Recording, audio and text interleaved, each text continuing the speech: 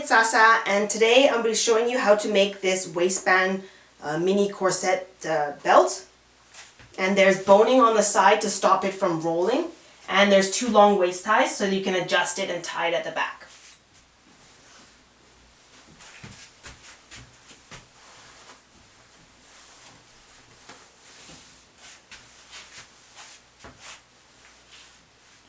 The fabric I'm using is this black with a bit of texture, and see this is a bit of shiny. You can also use solid black or any other colors you like. So this is the front, and this is what you're going to do. You're going to cut one of the fabric and one of a fusible interfacing. Okay, so in the middle to the point is 8 inches. We also have 8 inches across, and over here is 6 inches. And then the side panels are 6 inches by 7.5 inches. With each fabric piece and the interfacing, we're going to fuse them together.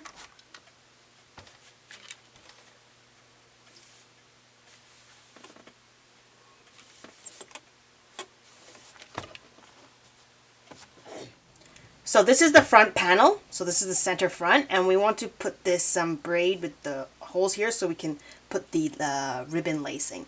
And if you don't have a trim like this, you can just use regular ribbon and just make loops and place them evenly throughout to create the same effect. So I'm just going to base this in place. And remember, the seam allowance is 1.5 centimeters.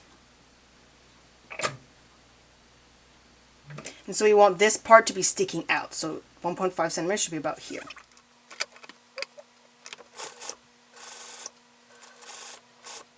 So we finished basting on the side little trim here. Now we're going to get this side and we're going to stitch this right here. So I sew this from the other side, and we have this basting line, and you want to sew on the right next to it.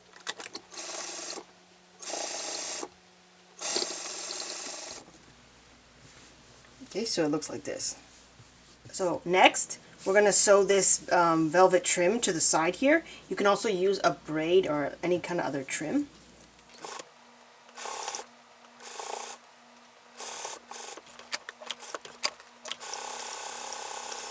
Okay, so now we cut the lining for the front part. So we have, this is our piece.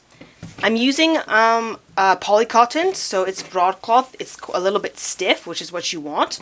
So you just place this down, and then we're going to cut around it. Okay, so this is chiffon. So I'm going to make this little ruffle on the edge, and this piece is the width of my fabric, which is 60 inches and 2 inches. And what I've done is I've cut this on a curve, and I'm going to use my serger to stitch a rolled hem all the way to the edges to finish it so it doesn't fray. You can also buy a pre-made ruffle so that you don't have to do this extra step. So I use my serger to do the rolled hem to finish the chiffon ruffle. Now with my sewing machine with a long stitch, I sew on the opposite side of the rolled hem. Then you're going to pull on these threads to make the gathers. So now you want to adjust the chiffon, the gather here, so that it lines up here. And you want to leave seam allowance on both of these ends because you're going to attach the side seam. So I'm just going to baste this across here. So after basting on the chiffon ruffles here, this is the lining and the fabric. So I pin this down, and you're going to sew 1.5 centimeters on this side and on this side, leaving both of these edges open. When you're passing over the ruffles here, you want to just open this up and make sure that they're flat, because sometimes they can move like this, so make sure they're flat and even when you sew over them. Okay, you're going to need to clip along here so that when you flip it, it'll be nice and smooth. And you can cut away this corner of it.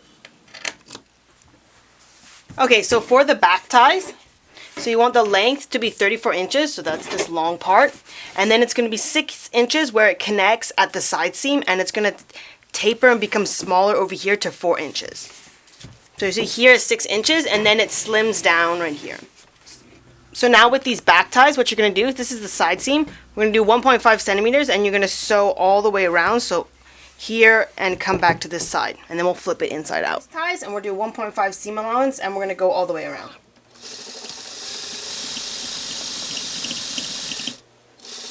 So after you finish sewing and flipping the waist ties inside out, we're going to iron this flat.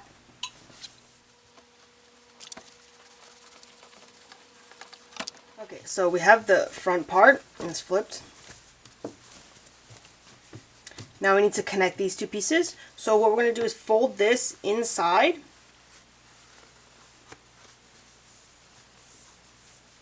Okay, like this. And this piece is going to go inside here. You have to be careful and adjust this until it's smooth. If you need, you can use the help of pins to make sure that it's flat. And you check this side too. And then we're just going to sew straight across here.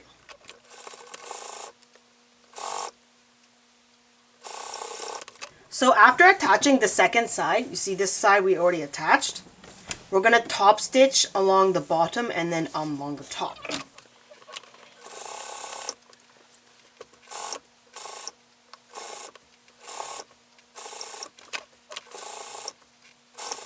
So to stop the front part from rolling, especially on the sides, we're going to put a piece of boning on the side. So this is covered boning. As you can see, the plastic is inside and the casing is already pre-made. So we're going to measure a piece about here. So we want the piece to be here. You want to cut it a little bit bigger so you have room for the fabric to tuck underneath. So we leave some edge here. And then here we're going to fold this under.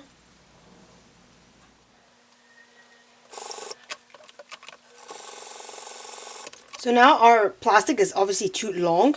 So we're going to take it down flat and check, because this is going to be folded under and you're going to need a bit of space to sew it. So cut it a bit shorter than that. So here, about here.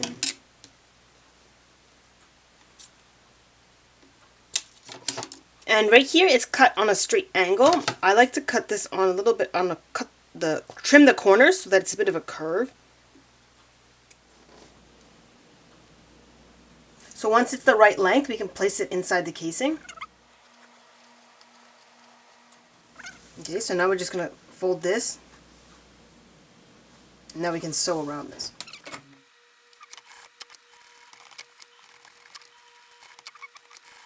So the last step is to get some thin ribbon, and you're going to do the lacing of the front part. And I like to lace the entire thing to make sure you have the right length, and then tie the bow before you cut the other end. So after you got the correct length, you want to use a candle and to gently melt the edges. This way this stops the ribbon from any chances of fraying. So that's the end of this tutorial. I hope you enjoyed it and you had fun. Please check out my Facebook page for more of my design work, and I also have an online store for you to purchase my items. Bye bye!